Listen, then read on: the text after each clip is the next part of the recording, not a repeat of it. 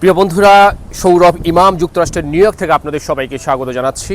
আপনারা জানেন যে গত কয়েকদিন আগে মধ্যপ্রাচ্যে এক ভয়াবহ যুদ্ধ হয়েছে। দুপক্ষের ব্যাপক সংঘর্ষ, ব্যাপক যুদ্ধে বিশ্বব্যাপী তোলপাড়।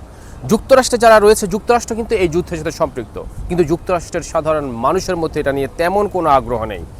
সামান্য কিছু মানুষ, মুষ্টিমেয় কিছু মানুষ এটা নিয়ে প্রতিবাদ করেছে, বাট সাধারণ মানুষের, অসংখ্য মানুষের এই যুদ্ধ নিয়ে কোনো আগ্রহ নেই। অথচ এখান থেকে হাজার হাজার মাইল দূরে বাংলাদেশের মানুষের এই যুদ্ধ নিয়ে ব্যাপক আগ্রহ। সোশ্যাল মিডিয়া খুললেই নানা ধরনের আলোচনা, সমালোচনা। এক পক্ষ নিচ্ছে এই দলের একটা দেশের, আরেকটা পক্ষ অন্য দেশে নিচ্ছে। যারা মুসলমান এর মধ্যে আবার দুই ভাগ হয়ে গেছে। কেউ বলতেছে ওদের আকীদা ঠিক নেই, ওরা বলছে ঠিক আছে। মানে নিজেদের মতো করে নানা ধরনের মতামত দিচ্ছেন। টিকটক, ফেসবুক, ইউটিউব সব জায়গায় নানা ধরনের কন্টেন্ট বানাচ্ছে। কাতারে যখন হামলা হচ্ছে, আমাদের বাংলাদেশি কিছু কিছু ভাই সেই ভিডিও করতেছে। এই ভয়াবহ একটা অবস্থার মধ্যে দিয়ে যুদ্ধ আপাতত শেষ হয়েছে। আপাতত যুদ্ধের পাশাপাশি শেষ হয়েছে। সোশ্যাল মিডিয়া অন্তত এগুলো দেখতে হবে না।